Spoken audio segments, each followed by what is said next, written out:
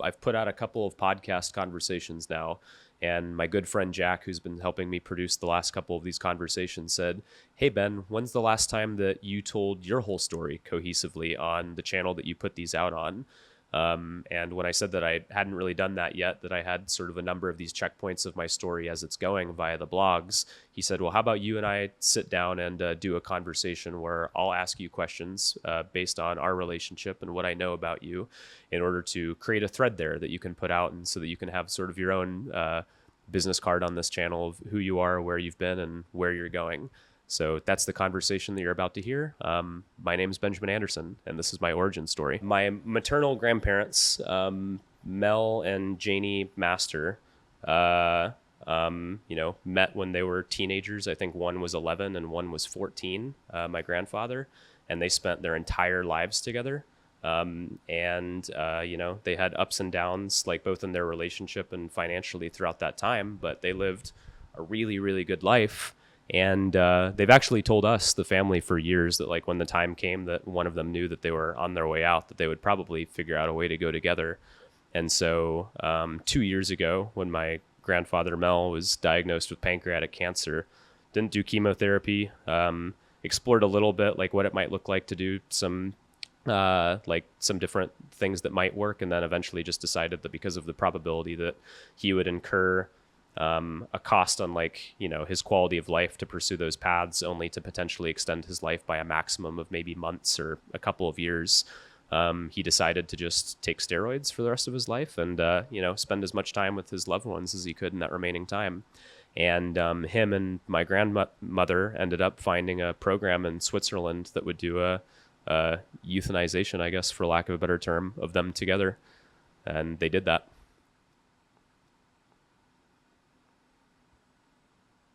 And where are you from? I'm from St. Louis, Missouri. Now, I grew up in Nixa. Grew up in Nixa, Missouri. That's a small town. What was the population? Population over the course of me growing up there actually grew from about 12,000 to, I think, whenever I had left, we were over 20. Wow. Okay. And even in a small area like that, I imagine there aren't a lot of like LeBron Jameses that come out of an area like that. Is that fair to say? No LeBron Jameses. However, there are Jason Bournes and Benjamin Andersons. Jason Bournes and Benjamin Andersons. Yeah, if you watch the second Jason Bourne movie, at the very end during I think it's the second, maybe it's the third, the identity reveal of like who he was before the government, he came from Nixa, Missouri. No kidding. Yeah. Kind of That's funny. amazing. So what was growing up there like? It was like a Garden of Eden, like we were sort of insulated from a lot of what was going on outside of our community. And I grew up at sort of like the dawn of the internet age. And so I think that some of that information starting to have access to our community would change. Like, I feel like I was in high school at the time that the internet really became a thing, and people my age were really starting to like pay attention to global events in a way that they couldn't before. So that was interesting, but more or less, it was a small town area. You had your group of friends, you'd go run around, you'd do stuff in the woods, go to the lake, climb buildings. What were your friends like? All of my friends are artists. Like, I'm a very, rational brained guy. And so the people that I would find myself spending the most time with in one way or another were people that were working on, I don't know, I have friends who want to star in movies, and friends who want to write books, and friends who want to spend their lives painting, or a good buddy who's an amazing musician, and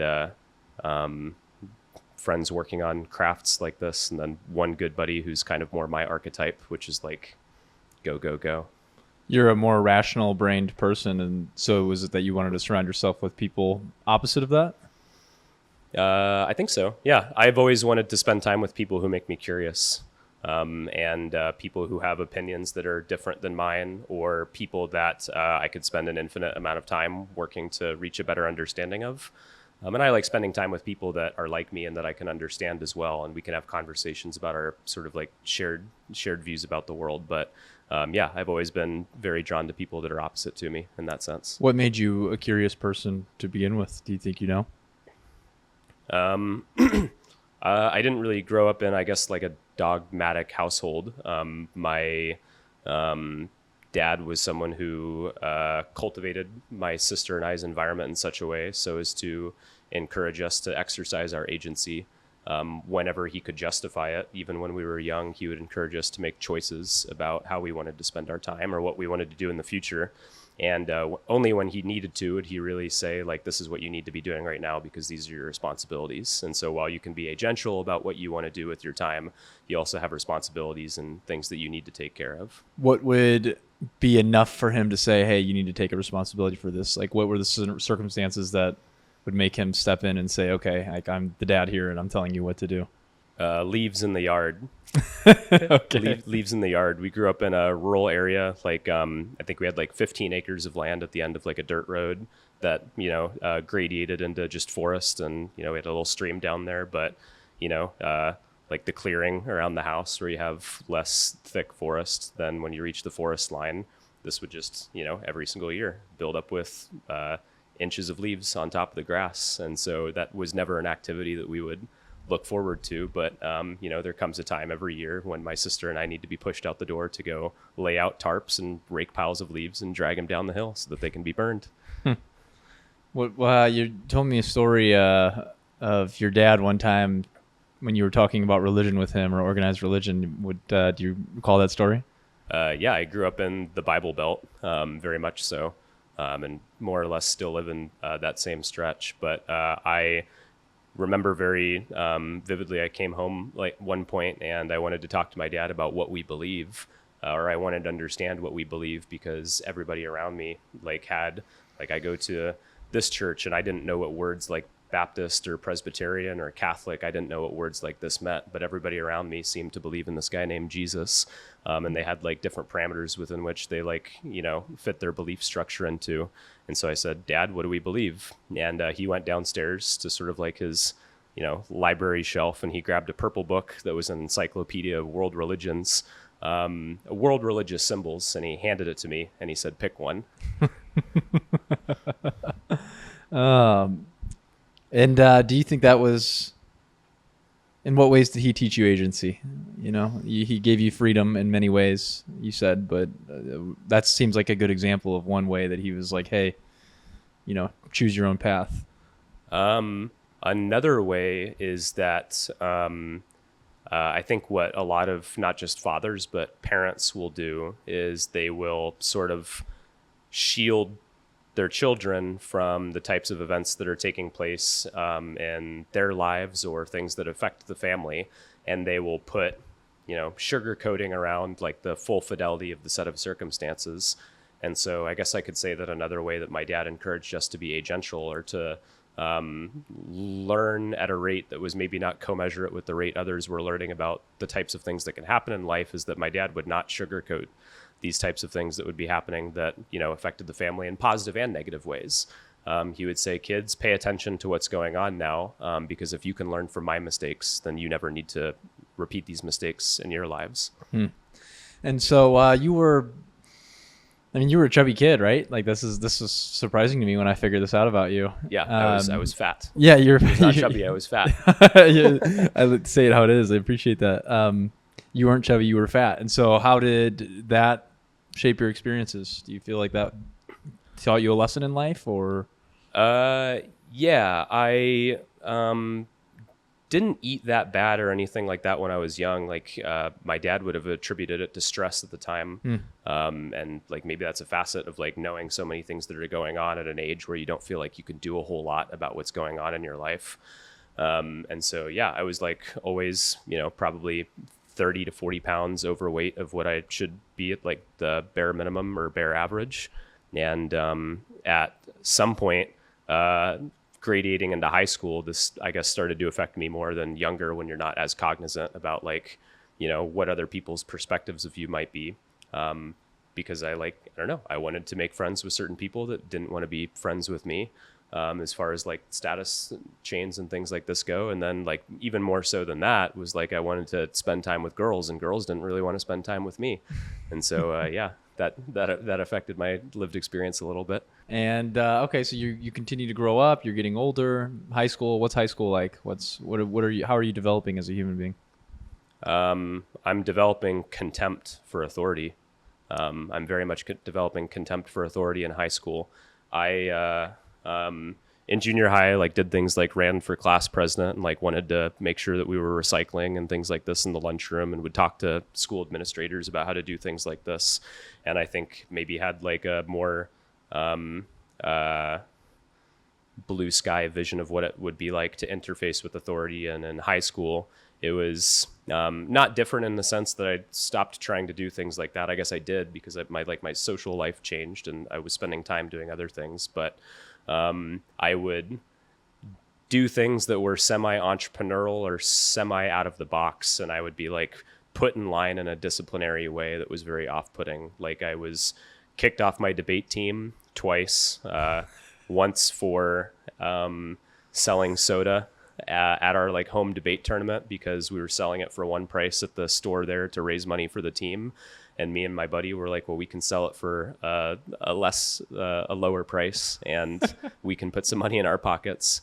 And so, you know, my debate teacher kicks me off the team for this for the rest of the year. So we're like, okay. And then I'm back on the next year, and me and that same friend and another friend make T-shirts that are like in the style of I Heart New York T-shirts, but they say I Heart Nixa Administration at the Nixa High School. Right? Everybody knows that this is sarcastic. However, it's not on us to like, we're not implicitly selling shirts with sarcasm. We've just like put the text on a shirt, and because that's like the perception that there's like, you know, a nuance there, people would buy them a lot. And I ended up getting called down to the principal's office at one point. And they were like, okay, so what we're going to do is we're going to give you a detention every time that we see someone wearing one of these shirts. It wasn't even like because they didn't know when we sold the shirts. They're just like, if we see someone wearing one of these shirts, you're in detention. And literally on the spot, I'm like, okay, so at this point I'm 16. So I'm working at McAllister's Deli, and I'm like, okay, so we're selling these T-shirts for $15 and we're profiting like $10 per shirt. And over at McAllister's, I'm making $7.25 an hour right now. So I'm making more money on these T-shirts than the 35 minutes that your detention costs as far as like the value of my time right now. I'll take that deal. Sounds good. See you guys later. Do we have any more problems to cover? And so that's the way that it was. And I literally had detention every day for like 2 weeks. And my dad is like, what the fuck is going on? Why do you have detention every day? And so then my dad calls the high school, and he's fuming, and we have a meeting with all the administrators, and he's like, what is the deal here? You're crushing the entrepreneurial spirit in my son, giving him detention for selling these T-shirts. So they're like, okay, detentions are over. But then I ended up getting kicked off of my debate team again because I was violating. Because then what they got me in trouble for was violating like the school's citizenship policy, because I was like not being, I don't know, a good representation of the school spirit or something like this. And so that was a long-winded way of saying like, yeah, having multiple experiences like this, I'm just like, this is silly. I don't know. In hindsight, were they justified in any way, or do you feel that you were in the right? In hindsight, they could have been handled differently. Yeah. I can build a world model where like the Mountain Dews are one thing, but like kicking me off, I don't know. Yeah, I mean, maybe I was a shithead, but like it seems like the things that would be done were extreme for like the things that I were doing and the type of spirit I had, just because it didn't fit into the box of the type of thing that they were trying to cultivate and like our typical educational infrastructure. Like they were just like, okay, well, we will just punish you for these things. We will not have a conversation about what it is you're doing that's different, that's wrong from what we're trying to cultivate here, and put you on a different path, which is what I ended up going on.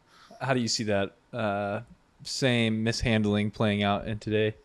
Well, I see it as an adult when I try to interface with similar structures.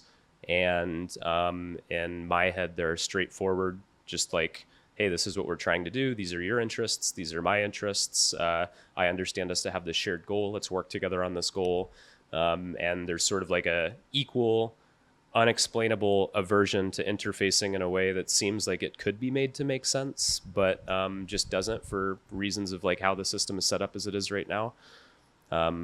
One example of that case would be like before I started my biotech and stuff, when I'm at the learning phase, I was trying to find opportunities to work in labs that were run in different universities. And I had a principal investigator at a lab at a college in California that actually said, yeah, I'd be happy to have you here. We can't pay you, but if you're happy to be here and learn, and we can give you a visiting scientist title, and like we'd be happy to teach you these skills, and we can work on these experiments together. And so then I'm like, great, yeah, I'm ready to move to California. I'll take you up on that. And it's like, okay, well then we just need to get you approved with academic personnel. And so then I like get looped into the email chain with the academic personnel at this university. And they're like, okay, well, send us your academic CV so that we can like run you through our system to get you in. And I'm like, well, I don't have an academic CV. I haven't worked for anybody since I was 19, and I'm like 24 at the time. And so I make a PDF that's like, was at WashU, dropped out, paragraph of life context. And I happen to have a peer reviewed paper that was published. And so I like even had that on there too. And they were like, oh, we would not hire you as a visiting scientist, or we would not give you the visiting scientist role, despite the fact that you would not be being paid anyways, because it would be a liability for us to have you be, in our department under this title with like not the right experience. So how about we have you talk to HR and see if HR would bring you on as like an unpaid contractor, and maybe you'd be covered under their liability umbrella or something. And so then I go talk to HR, give them the same CV, or like different, back and forth happens there. And they're like, yeah, well, we won't hire you either. So I'm like, okay. I talked to the PI again. He's like, well, maybe try the volunteer department. So then I go to the volunteer department. And I end up getting approved as a volunteer. But at the end of that process, I learned that I can only work a maximum of 12 hours per week in the lab.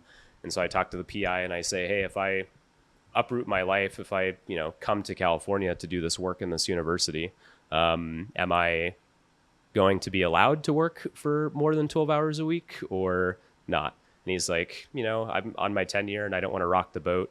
So we'd probably have to keep it within the constraints that we've been given. So I'm like, got it. This is not where I want to be. This does not feel right. So how'd you get around that? I didn't. Or how'd you move past that, I suppose? Well, I realized if I wanted to pursue the research questions I had, that I wasn't going to do it in a university setting or in an academic institution. And I guess it was around that time that I started to seriously think about what it would look like to start a company for the work that we do. And then what goes into that process? Like, what are the next steps? Every single day is an unknown, and definitely to some degree. But the next steps at the time were, I guess for me, I knew what research question I had. And how'd you come to that research question? I paid a lot of attention to things I was curious about and things that I wanted to spend my time working on, so that I could find something that nobody else saw in terms of a way to contribute to that problem space, something that like felt like I had a unique perspective, or I saw something that nobody else saw, that like, it'd be one thing to go join a place where people are working on that problem and join a different team or something like this. And I guess like I wanted to pay enough attention to what was going on so that I like really because I wasn't in a lab where we were working on one set of science, and like so I really had an internal incentive to see that science be related to what the solution was that I was working on. Or same thing for a company, I was like outside, and so I'm in this position where I'm trying to find where the best place to apply my attention is to like actually solving the problem that I care about, which is bringing the biology of aging under full biomedical control. And so, I'm just paying attention to a lot of what's going on, and I come across some ideas that nobody seems to be paying attention to. And I see an intersection of these ideas. You just come across them? In your interests being in that area, you stumbled upon them? Yeah, like there's one subset of our area called cell reprogramming, and I, like many in the space, was like, okay, well, this ability that we have to take a differentiated cell and turn it back into a stem cell is a proof of concept that at the level of an individual cell, insofar as we define age at that level, that we can reverse the age of a cell by taking it from one state to another. And so in my head, seeing that process and knowing the problems that it has now, problems like it's very slow, it takes 4 to 6 weeks, but there are some people who've gotten that to be faster, and it's very inefficient. In most cases, this is less than 1% effective, or in like the best of cases, like a couple percentage points of like the cells in your culture going to successfully de-differentiate. And so in terms of translating that to something that could actually work in people, we need to solve for the problem of efficiency and solve for the problem of precision, because we don't want to turn people into a ball of stem cells, right? We want to do that partially. And then this process is a little bit different for every individual cell type in your body. And there's 200 different cell types in your body, 200 plus. And so I'm paying attention to this and trying to understand, like, wow, like the entire dogma of biology is centered around micromanaging the individual cell. And individual cells are so complex that I'm kind of like staggered by like all of this information. Then I come across the work of a guy named Michael Levin, and he's thinking about biology entirely differently than any of the like, you know, reductionist mechanistic work that I'm paying attention to. And I'm like, wow, these are the most exciting ideas that I've come across in a while that have not fully disseminated into the longevity biotech space yet. And so then kind of going down further that path is what got us to where we are now. How do you know you're not crazy? You don't. You don't. You have faith in what you believe and you try things. And if they keep working progressively over time, then that's a good feedback loop. What I think beauty is something that we talk about and you talk about quite a bit. What is beauty? What is a beautiful outcome? Why is this important to the world? A beautiful outcome is one that inspires others to create more beautiful outcomes. And so, like, I guess relating this back to science, in science now there's so much noise and there's so much like actual bullshit, and there's many different categories of bullshit. There's bullshit in the sense of like, do the results of this work actually matter? Does the fact that we know that this mechanism, this mechanistic pathway like exists, that we've mapped this out, change anything at all about the way that we're going to do things going forward? And so I would still put that in the category of bullshit. Then there's bullshit in the sense of like, if you've heard of terms like p-hacking, sort of like encouraging and fluffing results towards a direction to, because if you get a $500,000 grant from the government or a family office or whatever in order to pursue a research direction, and that gives you a 2-year runway to pursue a research direction that, you know, you're going down, and you derive results that weren't the results that you optimistically set out to achieve in the first place. There's sort of a negative incentive mechanism to, despite the fact that the results were not as exciting as you thought that they would be, to still sort of like position that as a success, because then when you go back to those same funding bodies and you say like, hey, the question I had was wrong or didn't result in what I thought it would result in, then like, because there's so much competition for funding in the space, like the probability of you getting money the next time that you go and say, I was wrong, but I have a new hypothesis, like you're, like it or not, probably less likely to get money than if you say, hey, and you craft a story around those results. And so I say all of that to say, relating back to beauty, there's just so much noise that like trying to develop heuristics in the science space for like what taste looks like what is good taste in ideas, what is good taste in like what's going on, so that we can like, I don't know, amongst all of this noise, you could literally spend all of your time mentally masturbating about what to do in the lab. So like having a heuristic for picking what the good ideas are in order to like build off of, because science is faith-based. Science is faith-based in the sense that you have to trust centuries of work that led up to like where we are now. And unless you want to go back and reproduce every single experiment that put the parameters around the paradigm that we subscribe to right now, you have to take some things on faith in order to like take action in the lab. And so, figuring out what are the things that we're going to have faith in, to me, are the things that are most beautiful. Do you feel that pressure yourself, as far as like needing to spin the correct story around your research, or are you going about it in a unique way? Yeah, very much so. I wouldn't say I don't feel the pressure to do that. I'm backed by investors, not, you know, public funding bodies. And so I maintain open dialogues with the people who have believed in my ability to make progress in the space, about like what we're doing and the results of what we're doing and how we're thinking about what we're doing. And to the best of my ability, I would say like I try to be transparent with those people. And if we like, that's the thing, is like it's actually pretty common in, I think, the space for people to fail upward is the terminology that I've heard a lot, where it's like, we've got X amount of dollars in the bank. Like, let's say we run out of money trying things towards our hypothesis. But I like have kept people, I've kept people in the loop, and I've communicated well up to that point and said, hey, we really took a shot here and we ended up being wrong. And we're going to close up the doors, and sorry, but this investment didn't work out. Because it's a numbers game, that's okay. One of my investors actually told me, like, after they invested, we did like an introductory call. One of my prior podcasts on this channel, actually, we talk about this, but during the introductory call, they were like, hey, we've already counted your investment as a loss. So we would be we would be pleasantly surprised if you deliver any results at all. So have fun, go with God, right? Huh. So that's nice. I'm like, okay, that's what we'll do. We'll like do the things that we truly believe that we can do with this money, and if that turns out to be wrong, we'll come back to you guys with open hearts and say, hey, it turns out that we were wrong. And then maybe a year or two later, we want to try something again. And people do that in the space. People fail, and then years go by, and then they come back and they're like, I have a new idea. And then they're actually, in many cases, probably doubled down on, because you're like, well, you have all of this prior experience from the last thing that you tried, and you've spent 2 years earnestly looking for like what the next idea is. It's like, okay, yeah, we'll put our chips on you again. Why do you think there is, it seems like there's, and correct me if I'm wrong, there's a lot of money in the longevity space, a lot of money being invested into research around it. Why is this such an important issue? Longevity being, maybe describe what longevity is.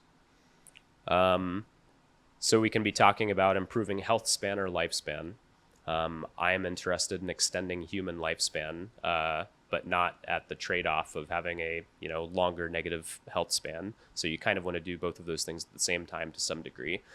Say, like the maximum age of a human might be right now within our paradigm, say like around 120 years old. I'm very interested in answering the question, are there mechanisms in nature that we can understand and exploit in order to truly push the maximum age that a human can live from 120 to 150? From 120 to 200, and make that not be a negative quality of life in that extended time as well. Have that still be, quality lived experience. So that's like longevity. Yeah. It seems like there's probably two camps of people. Those that are like totally on board with living as long as possible. But what I hear a lot of people are like, well, I wouldn't want to live to X age. Do you hear that from people often, or what kind of feedback do you get? Yeah, I mean, I think I'm probably even in the camp of like not necessarily wanting to live for thousands and thousands of years. That seems to some degree like it would be like daunting, and I could easily envision a scenario where like I'm to some degree ready to move on to whatever's next. That being said, there's like the question that a lot of people use in order to sort of like counter I wouldn't want to live forever, is like, okay, can you picture indefinitely asking yourself the question of, do I want to die tomorrow? Do you want to die tomorrow? Do you want to die tomorrow?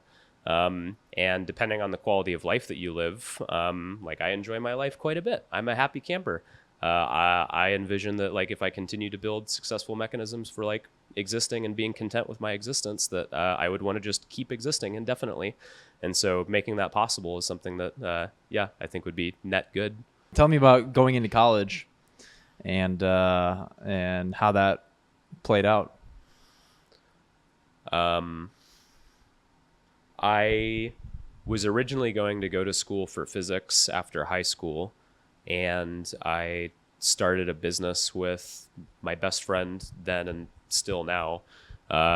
And that business started to do okay. And I ended up deciding not to go to college at that time. And we ran that business for about a year, and we joke we kind of ran it into the ground and got lucky. And then took about 2 years off, lived in Denver, and then decided that I wanted to go back to school for biomedical engineering. And ended up I had, before even going back into school then, started another business with that same friend, and it was the same circumstances. Like that business started to do like not great, but okay, while at the same time college is really expensive. And I'm looking and I'm like, okay, so I got to pay, like even with aid and stuff, I'm looking at 30 grand a year for 4 years to get through undergrad, and then 4 more years probably for grad school, or like maybe you could do like 6 years, and then like, but then I got to do, what does a postdoc look like? I got to become a doctorate. I'm like, what do I want to do with my life? I want to answer this question that we've been talking about. Like, do I need all of this? Do I need to invest the next 6 to 10 years of my life, like going down this pipeline to accumulate the context to do this. And yeah, just decided that was not going to do that. Decided not to do it. So you're probably one of the just best human beings that I know, in the sense of the way that you treat people, in the sense of the way that you demand the most out of life. And you probably are, well, not probably, you are one of the most influential people, that I've ever met in my life, in my actions. What has been the most important thing that has shaped you in your life? A single most important thing is really hard to determine. Going back to the idea, I guess, of feedback loops, there's probably like many things that concentrically build upon each other that like turns into a snowball of action for the rest of your life. Like I could go, really young and think about, contending with what, like my lived experience then was as far as like parental situation, like growing up in a divorced household and having to understand at a younger age than most people need to understand certain social dynamics. And then because of how I discussed, like, the way that my father would keep us in the loop about things, like was very, very much not shielded from those types of things. And so that would probably be like the furthest back point. Another point that I would fast forward to as far as like, working then and still to be someone who's as agential as possible. Like, I was fat and I had a good friend who mirrored to me. He's like, hey bro, you want to get a girlfriend or something like this, you probably got to lose like 30-40 pounds. And so I was like, he is correct. That is like what I should probably do. Not just for that, but just because I want to be healthy. I don't want to be fat. And so I did that. I lost like 45 pounds over the course of 3 months when I was 16 or 16 years old. And then he was like, dude, you're lanky. You got to get strong. Join me in the gym. And so I was like, okay, yeah, I can exert energy at a rate that is commensurate with how fast I want the results that I want. And so the faster I exert energy in order to get the results that I want, I can just keep doing that. And that's what I've done my whole life. I'm like, there's something I want. I have energy in order to do that. I will exert my energy in order to get what I want indefinitely. And I guess like the things that I've wanted have changed over time, because at one point you're chasing money. And then anytime I ever set money as a goal, I was telling this to someone just the other day, actually here in our lab. I was like, anytime my goal was money, I never hit my monetary goal within like the timelines that I set. But whenever my goal was like something true, that was something like beautiful, that was something that was authentic, that I wanted to work on, or something that I wanted to experience, or something like this, I would achieve that goal way in excess of like the original timeline that I thought was possible. And so I say that to say that, like, having agency and like the things that I've wanted have changed over time, from wanting money to wanting to work on what I truly want to work on. And now, wanting to build a beautiful life with other people that I'm around. Like I'm engaged and I'll be getting married soon. And I have wonderful friends like you that I want to spend the rest of my life with.